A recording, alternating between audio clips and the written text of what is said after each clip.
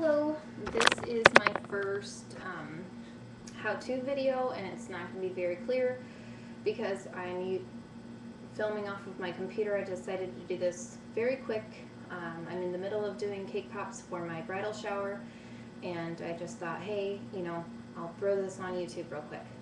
Plus, I have lights in my cake room that go on and off because they're heat sensitive, so you'll see a lot of light and then darkness. I have my own cake business. My name's Katie. I went to school for cake, and I just thought I would put a video on YouTube about how to do cake pops. There's lots of them on here.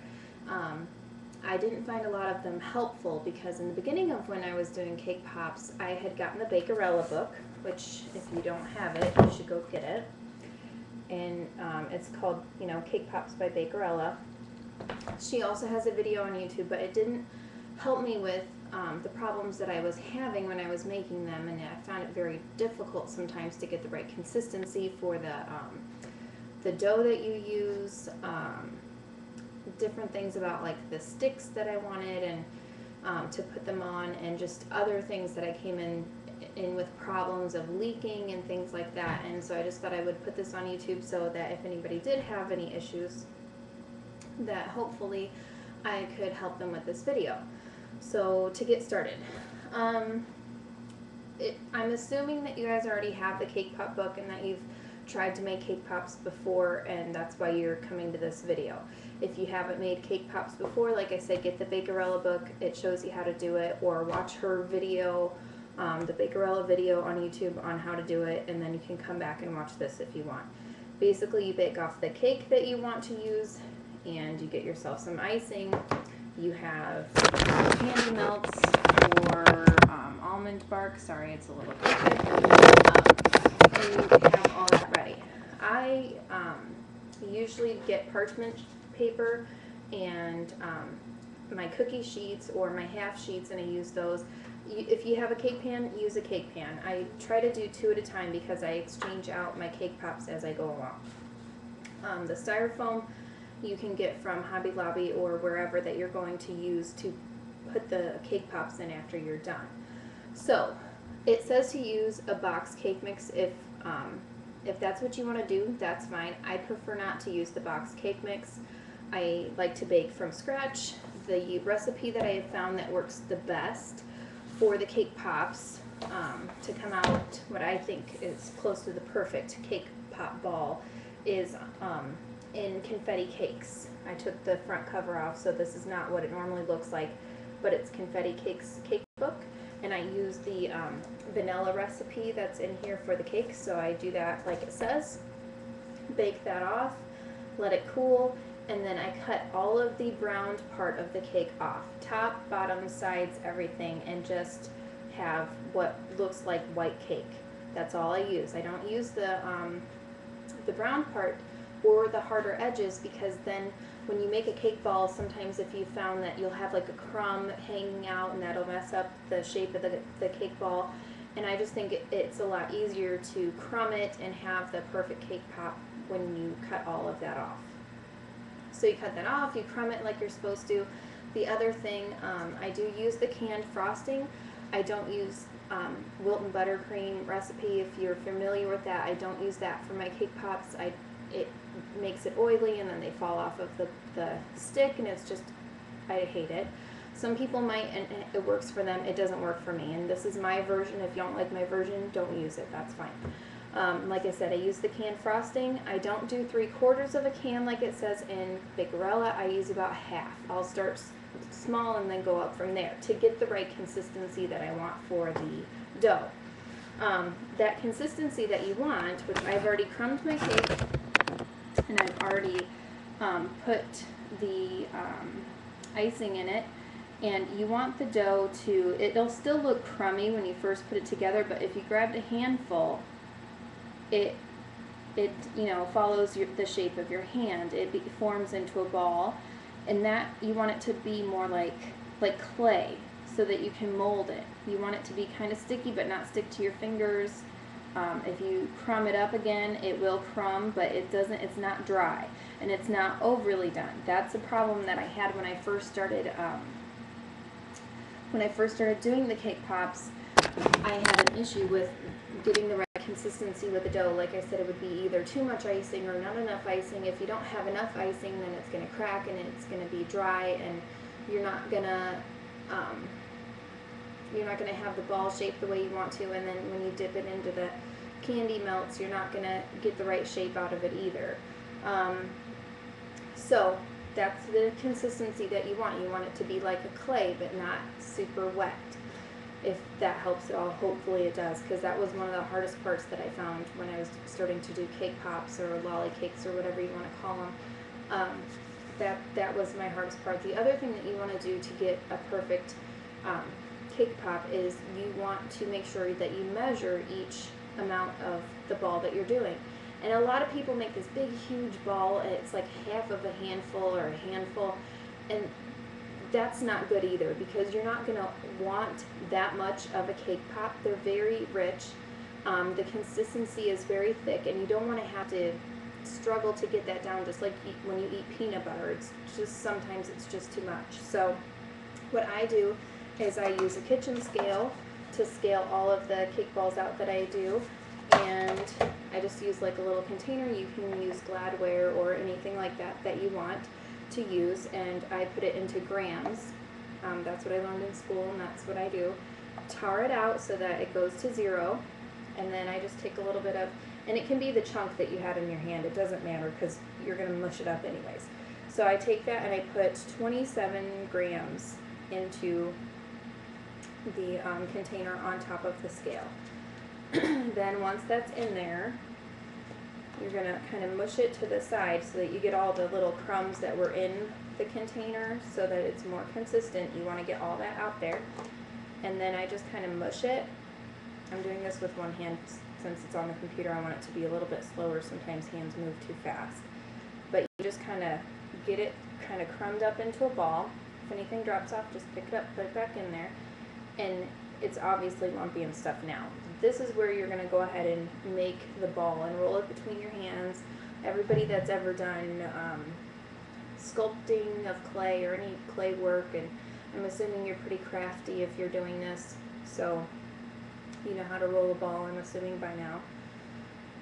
So it's pretty quick to get it done.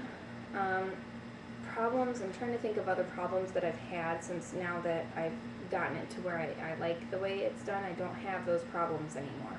But you can see it's just about a perfect ball.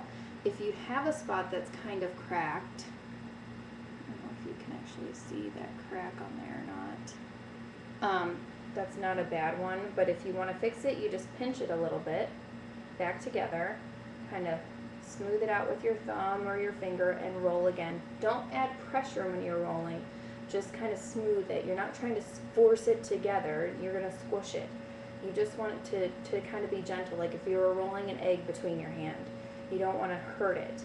Then the other thing is, if there's any dry spots or crumbs, which on here there's a little one, but it won't really affect the cake pop, but I'm going to show it to you. If you can see, I don't know if you can see it or not, it's right there. You can pull that out if you have nails. I don't, because when I'm working with fondant, they bug me. You can pull that out, let it just fall down wherever, and roll again, like I said, gently. Take this, and I put it into my parchment sheet with the cookie sheet or whatever. You don't have to use parchment. You can use foil or whatever. You don't have to use anything, but that's what I do just because I like it.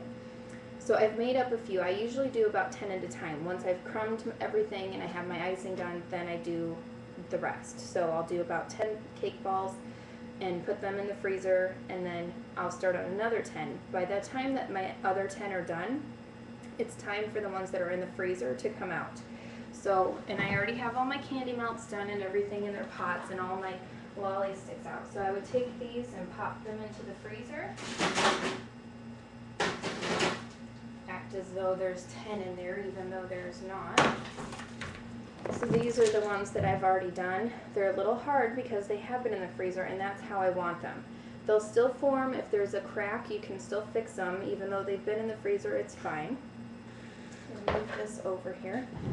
I'm going to take my lolly stick. I like to use the thicker, longer, I think they're 7-inch sticks. I get them from chefrubber.com. You can get a whole bunch of them for a lot cheaper price than you're going to find them at like Hobby Lobby in the Wilton section, buying like 25 for $3 or something. I don't know how much they are, but anyway, I find that it's a lot cheaper to go through Chef Rubber if you're doing like mass production of them for a wedding or whatever. So, let's see, I'll just bring this over. I have 2 different kinds of chocolate going at the time.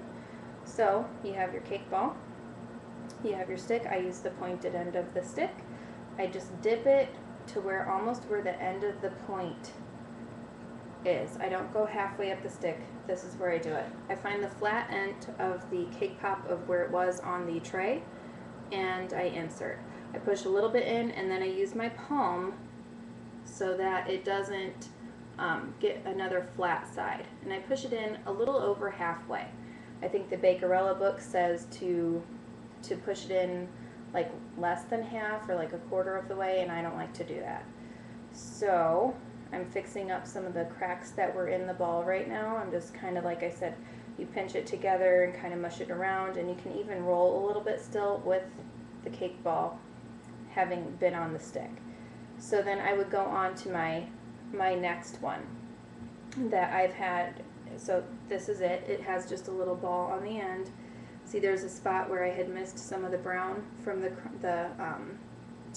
from cutting the brown off of the cake. That's fine. And you can even have these little, I don't know if you can see that crack or not. You can have these little cracks in it, and it's not going to affect when you cover it with the chocolate, but if you want it to try to be as perfect as possible, that's fine. You can fix it, pinch it together. Then once I do all of the balls that I have on the tray and I put sticks, you know, in them, then I put them back in the freezer. Then I bring the other ones out and I start working on those. So we would have these popped back into the freezer, and then we would put sticks in the new ones, and then we would put the ones that we just put sticks in and pull them out. So if that's making sense, I hope so. Anyway, so let's pretend that we have sticks and on all of the cake pops that we just did, and they've already been in the freezer. So I like to make sure that my the pot stays clean, like the side of it, because you don't want to get any of your chocolate on there and stain it, because that just looks bad. Like I said, it's not a very big cake pop, so you don't want, to me, you don't want that much. You just dip it straight in. Hopefully you can kind of see this better. I know it's hard. I'm just doing this real quick for you guys. And I just have the chocolate melts meet that that little bead that was left at the bottom of the cake ball. And then I just kind of bounce it out of the pot. And it looks kind of funky at first. Hopefully I don't drip on my computer, but that's okay. And since it is cold, it will set up quicker. I tap it on the side of the pot. That doesn't bother me. If it bothers you and you want to tap it like Bakerella taps her hand, that's fine. It's up to you on how you do it. This is just my way of doing it. You kind of want to get it at an angle. I did get chocolate on that stick, but we'll fix it. So you want it at an angle so that it drops, the chocolate drops down to the base of the cake pop. I'm just wiping off that chocolate that ended up on the stick because I don't like how it looks messy like that. And since it is cold, it will set up quicker. That's why it's not still dropping off. I don't even think you can see it dripping right now, but it is dripping. Then you'll have the spot where that swipe went. This is where I do tap my hand, and it will shake that out and kind of form it a little bit better.